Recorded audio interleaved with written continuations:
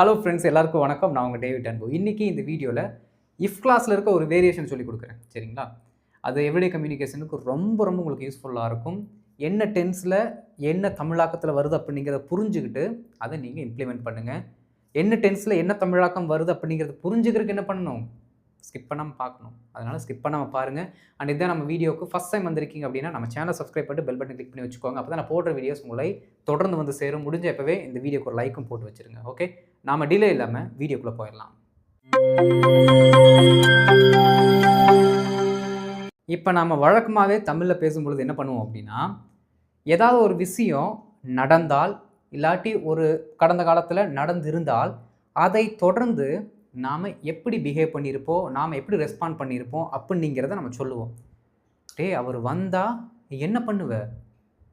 நீ தான் என்ன சொன்ன, 10 மணிக்கு உனக்கு சேலரி கிடச்சிருன்னு சொன்னேன்.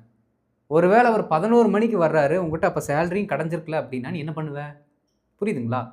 என்ன அடுத்து நடக்க போகுது, அவங்க என்ன பண்ணுவாங்க, அவங்க என்ன பண்ணியிருப்பாங்க, ஒருவேளை இந்த கேள்வி உன்னை இன்டர்வியூவில் கேட்டிருந்து என்ன பண்ணியிருப்ப, நல்ல வேலை எஸ்கேப் ஆகிட்டடா. இந்த மாதிரிலாம் பார்த்தீங்கன்னா சிச்சுவேஷன் ஓரியன்டாக என்ன பண்ணுவோம்னா ஒரு சில சென்டென்சஸ் மேக் பண்ணுவோம். ஆனால் இது எல்லாமே பார்த்தீங்கன்னா கேள்விகளில் வரக்கூடியது. அவர் வந்தார்னா என்ன பண்ணுவேன்?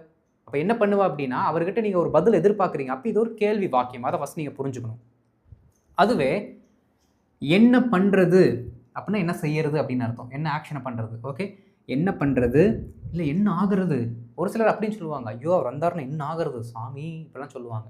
அப்போ என்னன்னா இந்த பண்ணுறது ஆகிறது எல்லாமே பார்த்தீங்கன்னா ப்ரெசண்ட்டு இல்லாட்டி ஃப்யூச்சர் ரிலேட் பண்ணி தான் வரும். புரியுதுங்களா?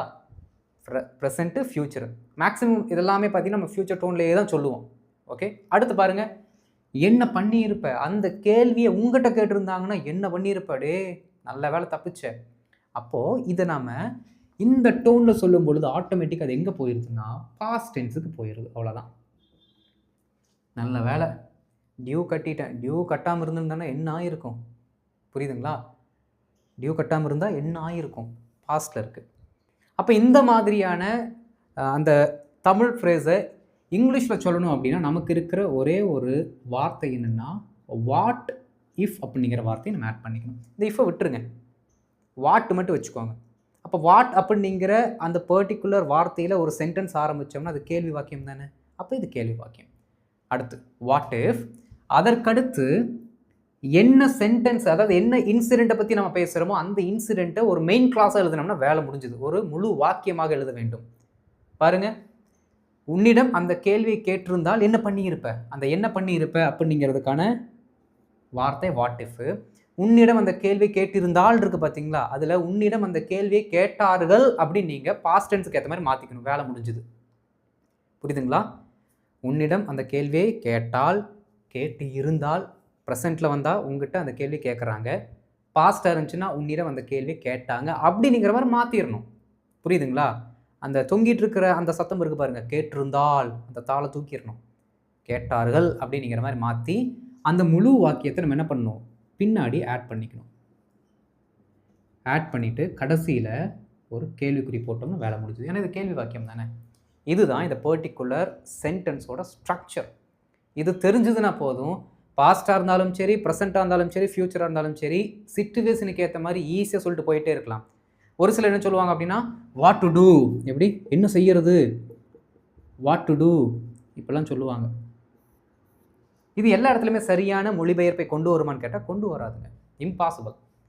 அதனால தான் பார்த்தீங்கன்னா இங்கிலீஷ்காரனே வாட் இஃப் அப்படிங்கிற ஒரு ஸ்ட்ரக்சரை நம்ம கொடுத்து வச்சுருங்க. அதை கரெக்டாக ப்ராக்டிஸ் பண்ணி ஒரு வாரம் இந்த சென்டென்ஸ் இம்ப்ளிமெண்ட் பண்ணிகிட்டே வந்தீங்க அப்படின்னா நீங்கள் அதில் டான் ஆயிடுவீங்க.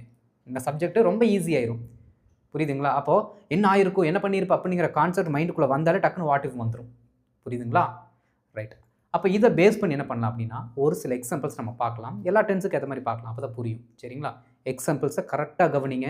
எங்கெங்கெல்லாம் நான் ஆன்சர்ஸை உங்கள்கிட்ட கேட்குறனோ கரெக்டாக சொல்லுங்கள். நான் ஆன்சர்ஸை அட்டெம்ப்ட் பண்ணுறதுக்கு முன்னாடி நீங்கள் அட்டெம்ப்ட் பண்ணிட்டு ஆன்சர் கரெக்டாக இருக்கா அப்படிங்கிறத செக் பண்ணணும். ஓகே, நாம் இப்போது எக்ஸாம்பிள்ஸ் போகலாம்.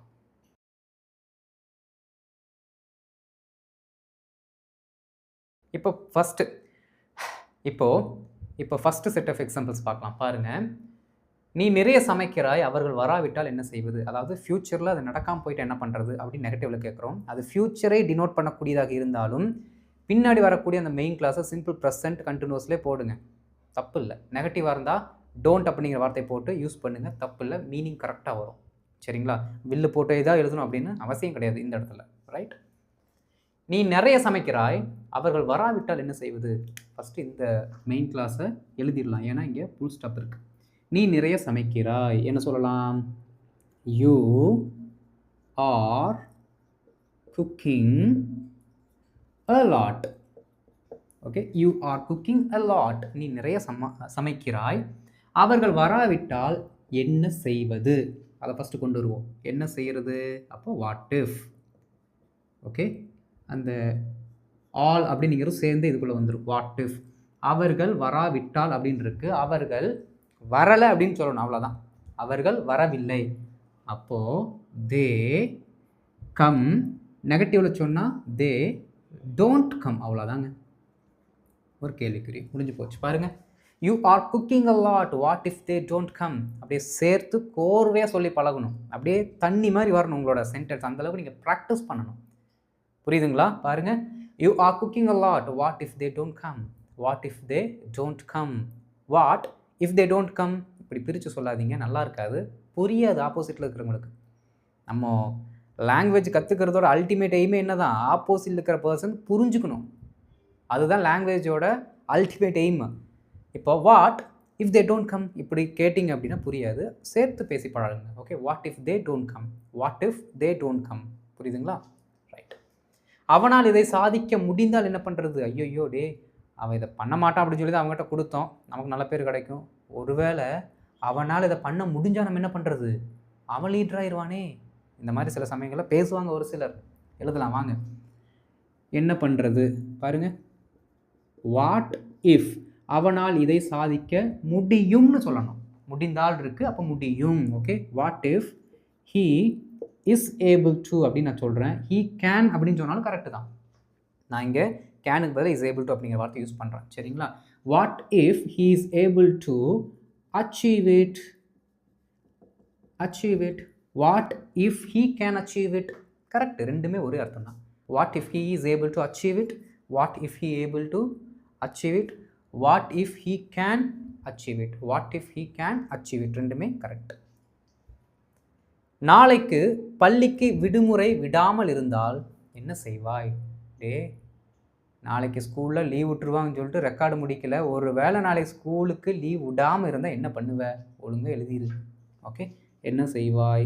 வாட் இஃப் எல்லாத்துக்கும் ஒரே ஃப்ரேஸ் தான், ரூட் வேர்ட் தான். ஓகே, வாட் இஃப் நாளைக்கு பள்ளிக்கு விடுமுறை விடாமல் இருந்தால். ஓகே, வாட் இஃப் ஒரு டம்மி சப்ஜெக்டை போட்டுக்கலாம். Okay, there is no holiday for schools tomorrow. Okay, பாருங்கள், what if there is no holiday for schools tomorrow. You haven't completed your homework, you haven't completed your record work. What if there is no holiday for schools tomorrow? What if there is no holiday for schools tomorrow? ரொம்ப easy. முன்னாடியும் பின்னாடியும் ஒவ்வொரு சென்டென்ஸை போட்டு போட்டு பேசி பழகுனீங்கன்னா உங்களோட sentences லென்த்தாக வரும், நீங்கள் ரொம்ப நேரம் பேசுகிற மாதிரி உங்களுக்கு ஒரு ஃபீல் வரும். அடுத்து பாருங்கள், இறுதி பட்டியலில் உன்னுடைய பெயர் வந்தால் என்ன செய்கிறது? ஐயோ, ஒழுங்காக வேலை செய்யாதவங்களுக்கெல்லாம் நாளைக்கு ஃபைனல் லிஸ்ட் எடுத்து வேலையை எடுத்து தூக்க போகிறாங்கடா. அந்த ஃபைனல் லிஸ்ட்டில் உன் பேர் வந்து என்ன பண்ணுறது? மச்சான், எனக்கு தெரிஞ்ச வரைக்கும் இல்லை, ஒழுங்காக வேலையை செய்ய மாட்டேன், என்னடா பண்ணுறது அப்போ நம்ம கேட்குறோம். ஓகே, என்ன செய்வது? வாட் இஃப் இறுதிப்பட்டியல் உன்னுடைய பெயர் வந்தால். Okay, what if your name comes, your name comes சொல்லலாம், தப்பு இல்லை. Okay, what if your name comes in the final list. Okay, இல்லாட்டி what if your name is added, is included, எது சொன்னாலும் கரெக்டு தான். புரியுதுங்களா? பாருங்கள், what if your name comes in the final list, what if your name is added in the final list, what if your name is included in the final list. புரியுதுங்களா? ரொம்ப easy. பின்னாடி இருக்க main clause பாருங்கள், எல்லாமே சிம்பிளாக இருக்க அந்த சென்டென்ஸில் எழுதிட்டோம். சிம்பிள் ப்ரெசன்ட்லேயே இதெல்லாம் வந்திருக்கு, மீனிங் கரெக்டாக வருது பாருங்கள். ஓகே, இப்போ என்ன பண்ணலாம்னா பாஸ்ட்டுக்கு ஒரு சில சென்டென்சஸை பார்க்கலாம்.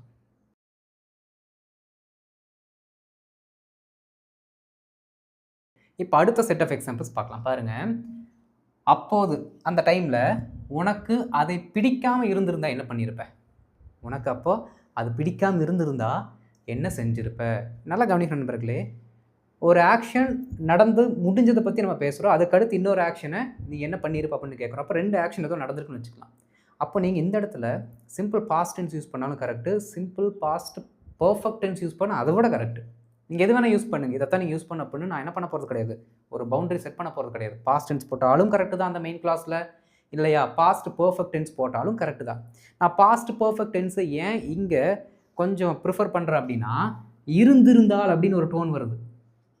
அதை செஞ்சிருந்தா, புரியுதுங்களா? செய்து இருந்தால் அப்படின்னா ஆட்டோமேட்டிக்காக நம்ம ஹேட் அப்படிங்கிற வார்த்தையை போட்டு V3 போடுவோம். அதனால நான் அதை ப்ரிஃபர் பண்ணுறேன். ஆனால் நீங்கள் சிம்பிள் பாஸ்ட் போட்டாலும் கரெக்டு, தப்பு இல்லை. ஓகே, பாருங்கள். அப்போது உனக்கு அதை பிடிக்காமல் இருந்திருந்தால் என்ன செஞ்சிருப்ப? உனக்கு 10,000 ரூபா கொடுங்க, இந்த வண்டியை நாங்கள் கொடுக்குறோம், சூப்பர் வண்டி அப்படின்னு சொன்னாங்க. அந்த டைமில் உனக்கு சூப்பர் வண்டி நாங்கள் சொல்லியிருந்தாலும் உனக்கு பிடிக்காமல் இருந்து என்ன பண்ணியிருப்ப? புரியுதுங்களா? பேக்ரவுண்ட் என்னவா வேணா இருக்கலாம், நீங்கள் எப்படி வேணாலும் செட் பண்ணிக்கலாம். Okay, right. என்ன செய்திருப்பாய்? அப்போது வாட் இஃப் உனக்கு அதை பிடிக்காமல் இருந்ததுன்னு நீங்கள் சொல்லணும். ஓகே, யூ பாருங்க, hadn't liked it. had வந்துச்சுன்னா அதுக்கு அடுத்து வரக்கூடிய V3ல வரணும். சரிங்களா? அப்போது பிடிக்காமல் அப்படிங்கிறனால நாட் சேர்த்துட்டோம். You hadn't liked it. அப்போது, அப்போ பேக் தென் அப்படிங்கிற வார்த்தையை நம்ம யூஸ் பண்ணிக்கலாம். ஓகே, பாருங்கள். What if you hadn't liked it back then? What if you hadn't liked it back then? அந்த டைமில் உனக்கு அது பிடிக்காமல் இருந்து என்ன பண்ணியிருப்ப? சிம்பிள். அப்போது மழை பெய்திருந்தால் என்ன ஆகிருக்கும்? ஐயோ, நல்லா கவனிக்கணும். இந்தியாவுக்கும் அந்த கண்ட்ரிக்கும் மேட்ச் நடந்துட்டு இருந்துச்சு. இந்தியா தோக்குற அளவுக்கு போச்சு. எப்படி இந்தியா தோக்குற அளவுக்கு போச்சு. அந்த டைமில் மட்டும் மச்சான் மழை பெஞ்சிருது, என்ன ஆகிருக்கும்? உடனே மேட்சை கேன்சல் பண்ணி அடுத்த நாளுக்கு போஸ்ட்போன் பண்ணியிருப்பாங்க. மாறுவதற்கான வாய்ப்புகள் இருக்குது, சூழ்நிலைகள் மாறுவதற்கான வாய்ப்புகள் இருந்திருக்கும் அப்படின்னு நம்ம சொல்கிறோம். என்ன வேணால் பேக்ரவுண்ட் போட்டுக்கலாங்க, அது உங்களோட விருப்பம். அப்போது மழை பெஞ்சிருந்தா என்ன ஆகிருக்கும்? Okay, what if it had rained? கேள்விக்குறி. What if it had rained? What if it rained? Correct. Simple பாஸ்டில் சொன்னாலும் கரெக்டு தான். இங்கே ஹேட் ப்ளஸ் V3 போட்டிருக்கோம். Okay, what if it had rained? What if it had rained? நாங்கள் ஒருவேளை கதவை திறக்காமல் இருந்திருந்தால் என்ன செஞ்சுருப்பாங்க? அவங்க வந்தாங்க, காலிங் அடிச்சுட்டே இருந்தாங்க, நாங்கள் கதவை திறந்தோம். நாங்கள் கதவை திறக்காமல் இருந்தது என்ன செஞ்சுருப்பாங்க? இப்போ என்ன செய்திருப்பார்கள் அப்படின்னு அவங்கள பற்றி பேசுகிறோம்ல, அவங்க எல்லாமே இந்த மெயின் கிளாஸ்க்குள்ளே வரணுமான்னு கேட்டால் தேவை கிடையாது. ஏன்னா அவங்க அதுக்கு முன்னாடி இருக்க சென்டென்ஸில் வரக்கூடிய ஆட்கள். முன்னாடி அவங்கள பற்றி பேசிட்டு அதை அப்படியே என்ன பண்ணுறோம், ரிலேட் பண்ணுறோம். அதனால அவர்களை நீங்கள் என்ன பண்ண வேண்டாம், இதில் மென்ஷன் பண்ணணும்னு அவசியம் கிடையாது. என்ன செய்திருப்பார்கள் அப்படின்னாலும் வாட் இஃப் தான். என்ன செஞ்சிருப்பான்? What if. என்ன பண்ணி இருப்பாள்? What if. அந்த ஷீ, ஹீ, தே எல்லாம் தனியாக போகணுன்னு அவசியம் கிடையாது. ஓகே, சரி பாருங்கள். நாங்கள் ஒரு வேளை கதவை திறக்காமல் என்ன செய்திருப்பார்கள்? வாட் இஃப் நாங்கள், we hadn't opened the door. அவ்வளோதான், இதோடு நிறுத்திக்கணும். தே எல்லாம் கொண்டு வரக்கூடாது, ஏன்னா தே எல்லாம் இதுக்குள்ளே வந்துருச்சு. Okay, what if we hadn't opened the door? What if we hadn't opened the door? நாங்கள் கதவை திறக்காமல் இருந்தால் என்ன செஞ்சுருப்போம்? சிம்பிளோ சிம்பிள். உனக்கு தெரியாத கேள்விகள் தேர்வில் கேட்டிருந்தால் என்ன செய்திருப்போம்? இன்னும் நம்பி தாண்டா உட்காந்துருந்தோம். நல்ல வேலை உனக்கு தெரிஞ்ச கேள்வி கேட்டாங்க, எல்லாத்துக்கும் நீ ஆன்சர் சொல்லிட்டேன். ஒரு வேளை உனக்கு தெரியாத கேள்வி கேட்டிருந்தாங்கன்னா என்ன பண்ணியிருப்போம்?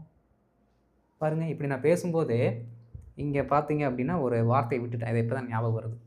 வாட் இஃப் இட் ஹேட் ரெயின்னு எழுதியிருக்குங்களா? அப்போதுன்னு இருக்குது பாருங்கள், அதை நம்ம ஆட் பண்ண விட்டுட்டோம். யாருமே எனக்கு சொல்லலை. நீங்கள் பாட்டுக்கு வந்துட்டே இருக்கீங்க எழுத யாருமே எனக்கு சொல்லலை.